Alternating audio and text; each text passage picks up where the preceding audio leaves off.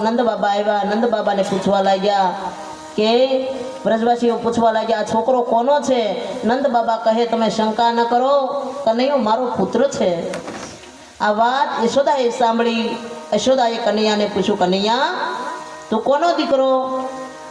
कन्हैयो कहे मां हूँ तारो छूं। यशोदा कहे लोकोने शंका थाय छे नंद यशोदा गोरा अने तू काळो केम? त्यारे कन्हैयो यशोदाने कहे मां मारा जन्म वखते तो हूँ गोरो ज हतो, पण हूँ ज्यारे आव्यो ने त्यारे तू ऊँघती हती अने तारा त्यारे अंधारू हतुं एटले अंधारानो रंग मने लागी गयो एटले हूँ काळो थयो छुं। अंधारू मने वळगी गयुं छे एटले हूँ काळो थयो। गोपीओ सरसा करे छे कृष्ण काळा केम? बधाय चर्चा करवा मण्या। गोपीओ चर्चा करे, ब्रजवासीओ चर्चा करे। राधाजीए पूछ्યું काळा केम? गोपीओ कहे छे भगवान ने भगवान तमे काळा केम? त्यारे भगवान कहे तमारी आँखमां तमे काजल लगाड़ो छो अने तमे मने तमारी आँखमां प्रेमथी बेसाड़ो छो एटले तमारा काजलनो रंग मने लागी गयो एटले हूँ काळो थयो छुं। यशोमती मैया से बोले नंदलाला। यशोमती मैया से बोले नंदलाला। राधा तू गोरी मैं क्यों काला? राधा तू गोरी मैं क्यों काला?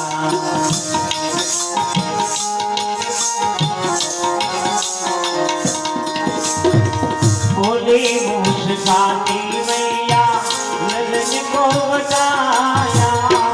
बोले मुस्काती मैया ललन को बताया।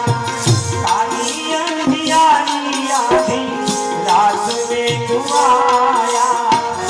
लाड लाख नैया मेरा लाड लाख नैया मेरा काली कमली वाला इसीलिए माना। यशोमती मैया से बोले नंदलाला। राधा तू गोरी मैं क्यों काला?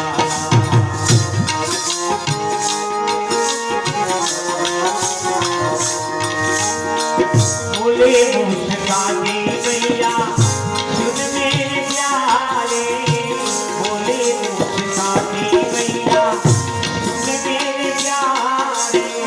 गोरी गोरी राधिका ने नैन गजरारे। काले नैनो वाली ने काले नैनो वाली ने ऐसा जादू डाला इसीलिए काला। यशोमती मैया से बोले नंदलाला। राधा तू गोरी मैं क्यों काला? राधा तू गोरी मैं क्यों काला?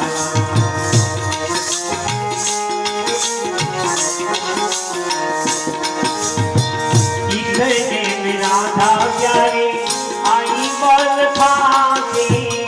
इतने में राधा प्यारी आई बल खाके।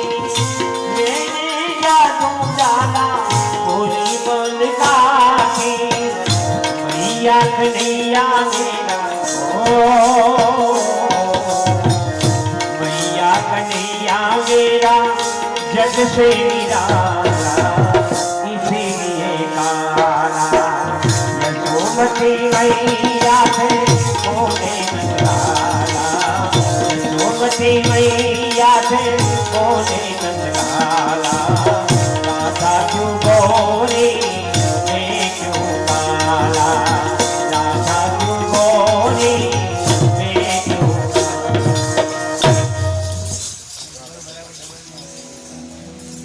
भगवान ने बधाई पूछे छे कि प्रभु तमे काळा केम छो? गोपीओ पूछे, यशोदाजी पूछे, नंद बाबा पूछे, राधा पूछे બધાય ભગવાનને પૂછે છે કે ભગવાન તમે કાળા કેમ થયા? પ્રેમમાં અપેક્ષા ન હોય. કાન ગોપીનો પ્રેમમાં ત્યાગની ભાવના હોય છે. પ્રેમ અનેક પ્રકારનો હોય છે. મા દીકરાનો પ્રેમ, ગુરુ શિષ્યનો પ્રેમ, પતિ પત્નીનો પ્રેમ, ભાઈ બહેનનો પ્રેમ. આમ પ્રેમ શબ્દ એક છે, પરંતુ તેના વિષયો અલગ અલગ છે.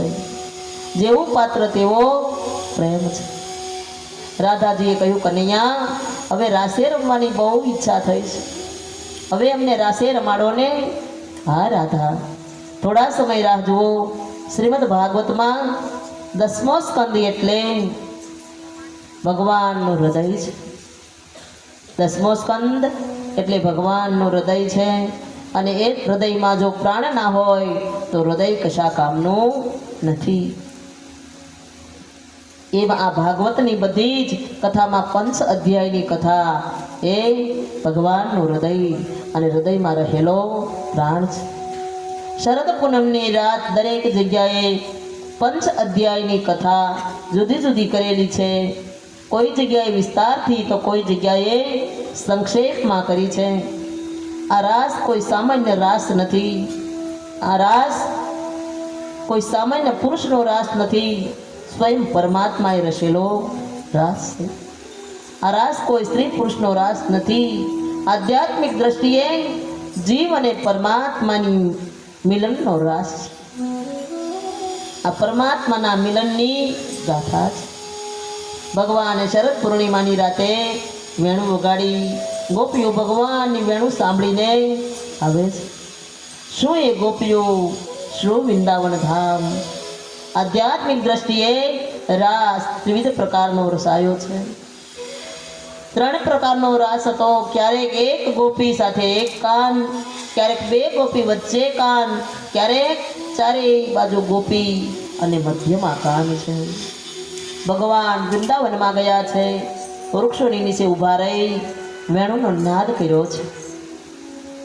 અને આકાશમાં પૂર્ણિમાનો ચંદ્ર શીતળ છે અને તે રોજની જેમ રોશની પથરાવી રહ્યો છે.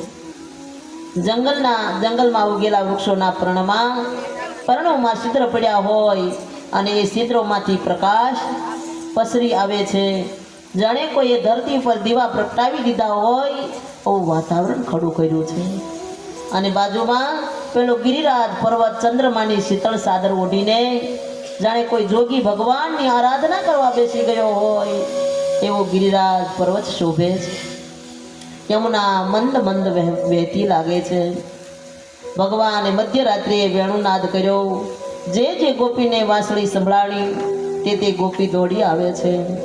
જે ગોપીને પોતાના ઘરમાંથી જવા ન મળ્યું તે તો શરીરથી નહીં પણ પોતાના મનથી ભગવાન પાસે પહોંચી ગઈ છે.